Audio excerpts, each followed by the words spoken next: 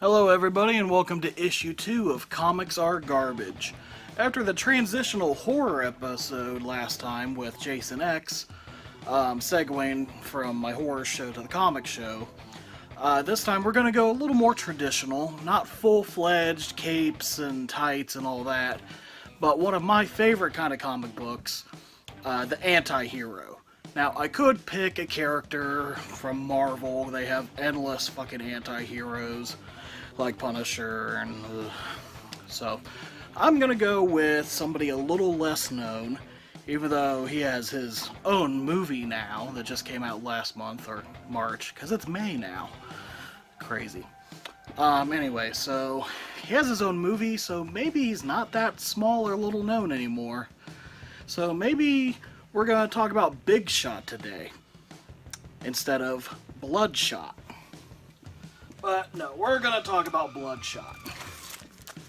And we're going to find out, is it really Bloodshot or is it Bloodshit? Let's find out on this issue of Comics Are Garbage.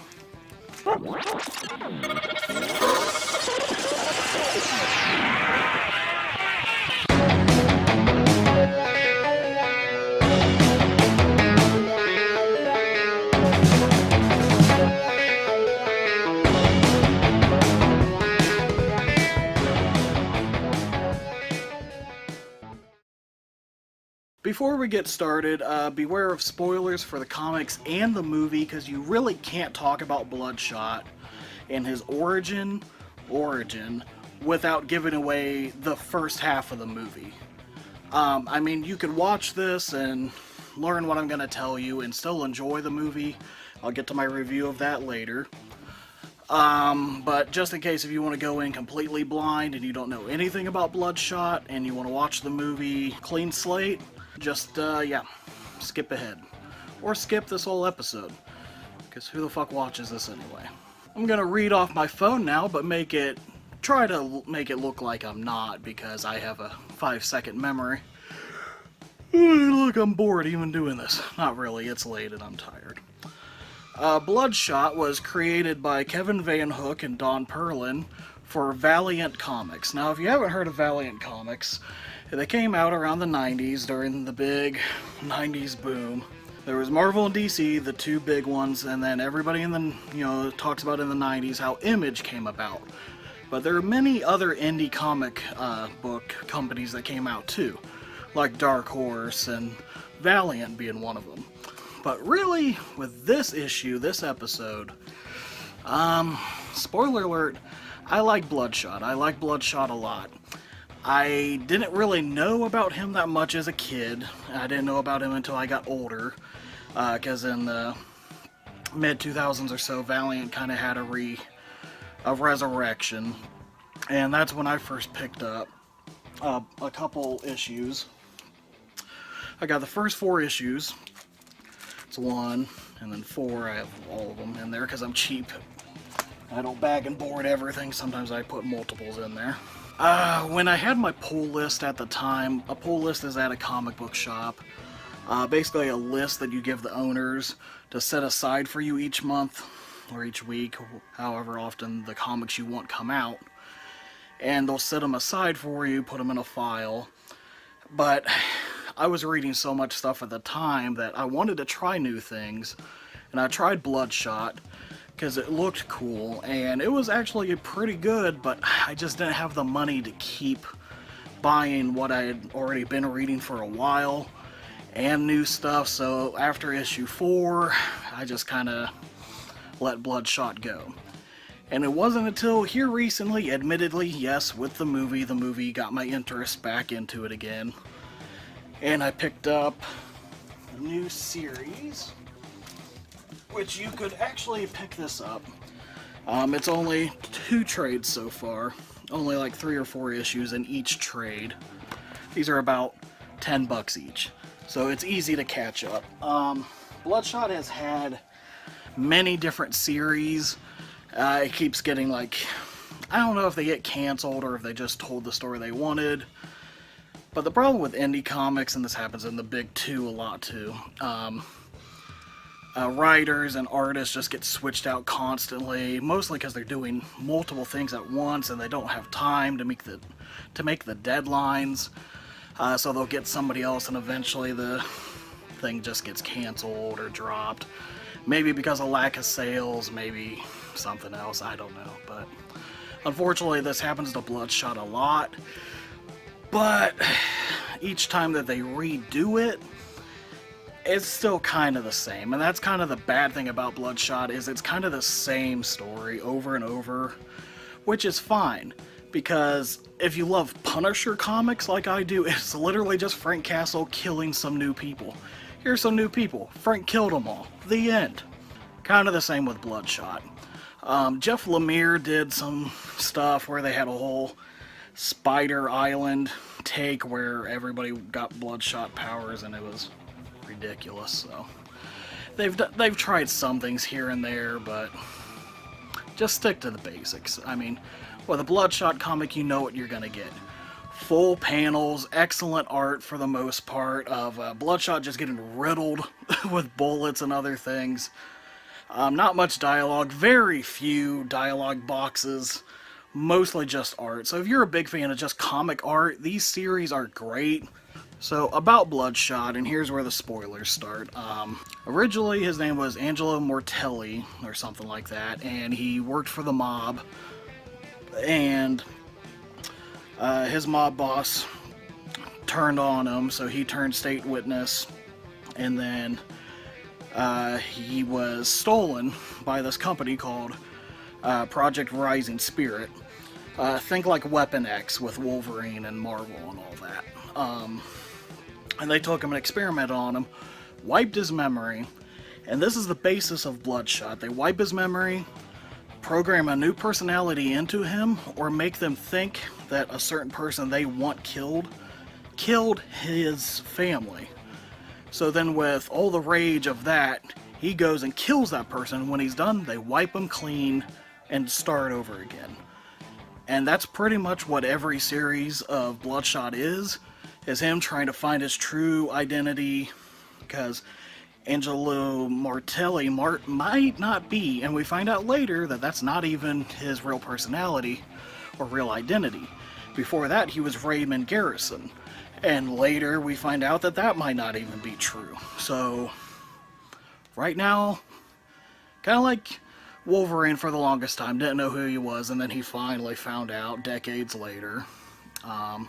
It's kind of the same thing, because Bloodshot is kind of a mixture of Wolverine mixed with Captain America with the whole super soldier serum and all that, mixed with the Punisher, just mixed in with a lot of cliches, especially a lot of 90s characters kind of all ripped off of the same things, because that's what was cool at the time. But what makes Bloodshot cool is he has a healing factor, but it's based on nanites and nanite machines. So, episode 1 of Comics Are Garbage, we talked about Jason X with Uber Jason having the nanites that would heal him. So it's kind of nice that we're talking about Bloodshot in issue 2, and he has nanites also. It's kind of the same deal. Nanites heal his wounds, but they heal them very quickly, so that's why in a lot of the comics it's just Bloodshot taking all kinds of damage because he can. So he can just walk up, get shot to shit, heal almost instantly, and then just kill the ever-living fuck out of people. So, I mean, that's kind of the greatness of the comics, is that he's such a badass. And with some people with like Wolverine and even Deadpool, depending who's writing them, sometimes his healing factor can take a while. Bloodshot and most of the comics that I've read, I admit I haven't read everything, but I've read enough of the different series to know basically what it's about.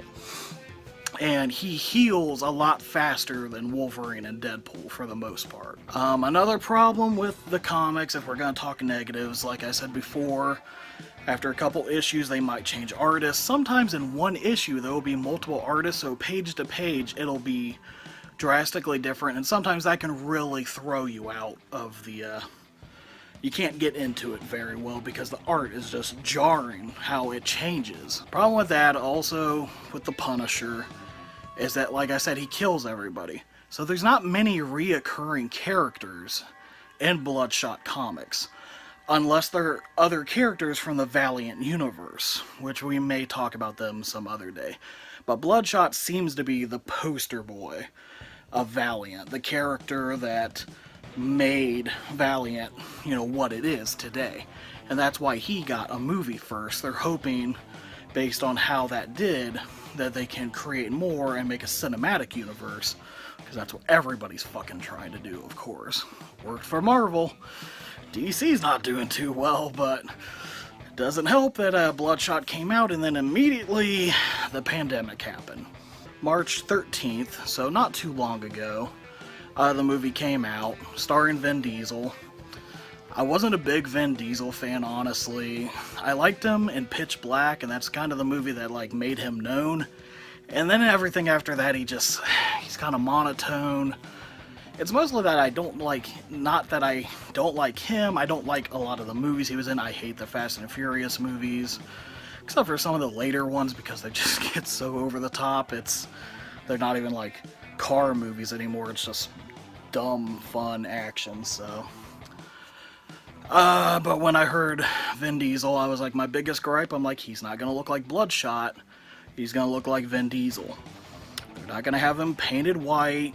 He's probably gonna be bald. I guess they got a muscular soldier type guy. He's bald, I can get over that. It's just that when he gets his powers, he's not white, all the way white. And they have this thing where Bloodshot has the circle on his chest that's always bleeding because that's the one part of his body that doesn't heal. So that's not a logo on his chest, he's just always bleeding there. In the movies, they say it's the nanites working. When they're really working hard, it lights up. So that's their excuse for that. Why? I don't know. Why do you think he's called Bloodshot? So in the movie, like I said, it's about an hour, 40-some minutes long. The first half of the movie is, spoiler alerts again, him, Raymond Garrison, or on a secret mission or something.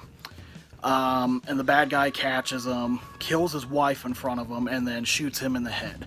He wakes up, and he's at the lab of Project Rising Spirit, and they experimented on him, told him that he was dead, showed him a video, showed, hey, this guy killed your wife. So, he tests out his powers a bit, he escapes, goes, and kills the guy. Then you find out that Project Rising Spirit wiped his memory, made them think that guy, because that was a guy, I won't spoil the whole movie for you, but they wanted that guy dead. So they wipe his memory again, replace that same memory, but with the new face of another guy, and he does it again. And then the last half of the movie is him finding out that he's being manipulated, so then he tries to get revenge against Project Rising Spirit. In the movie, it might not be called Project Rising Spirit, but it's still Rising Spirit something. They tried to make it seem like it was more just like a tech company instead of this evil organization doing experiments, but whatever. The movie's nothing new or original, but it's still entertaining. There's enough action in it. It didn't have the budget of a Marvel movie, so they couldn't do as much. And at the very end, for about 5 minutes, his nanites go out of control, and he actually does turn whitish, and his eyes go dark, and he almost looks like Bloodshot. So it's the fact that they did it just for the last couple minutes was kind of annoying, but at least we got it, I guess. So if this gets a sequel, which who knows, because since the whole theater's closed and everything, who knows? It will really depend how well it does on Blu-ray and DVD, on if they make more movies or not. So I hope they do. Like I said, it's nothing great, but I really enjoyed it. It's kind of like the comics. If you enjoy Punisher comics, you'll enjoy that. If you enjoy Punisher movies, you'll enjoy the Bloodshot movie. There's also a web series that's on YouTube now, as just all put together as a complete movie, called Ninjak versus the Valiant Universe. Ninjak is a character from Valiant, obviously, and Bloodshot is in it, played by Jason David Frank, who played the Green Power Ranger. That's what he's most known for, and other Power Rangers. he actually looks like what he looks like in the comic. It's a cheap little thing that they did, but it actually looks great.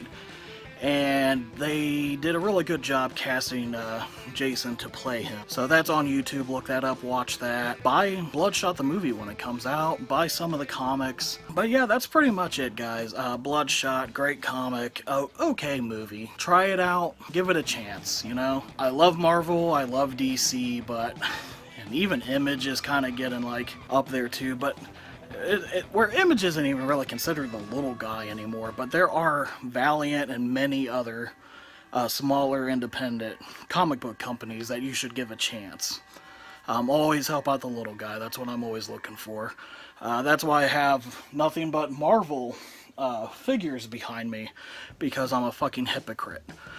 But you know what, there is a Bloodshot action figure from the movie, and it just looks like a Vin Diesel action figure, but you know what, I'll probably end up buying it anyway. Other than that, they don't make much Bloodshot stuff. There's some t-shirts and whatnot, but they don't make enough merch for the smaller characters like that, unfortunately. But alright guys, that's pretty much it. I hope you enjoyed me rambling on and on, nonsensically, making up words, sweating a lot. Got the light right in my eye, it hurts, even though it still looks dark as hell on here. My voice is getting hoarse, so I think it's time to stop. But thanks for watching, guys. Until then, I've been the Clerk with a mouth, and I'll see you next time.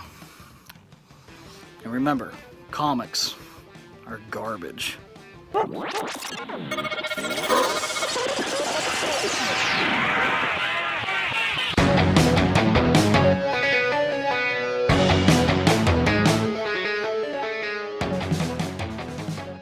Everybody dies.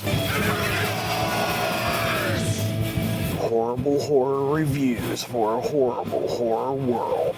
My name is fucking Dave, the new ass face of horror movie reviews. Check out facebook.com/everybodydieshorribly for more info. Hey, I'm gonna fuck you, man!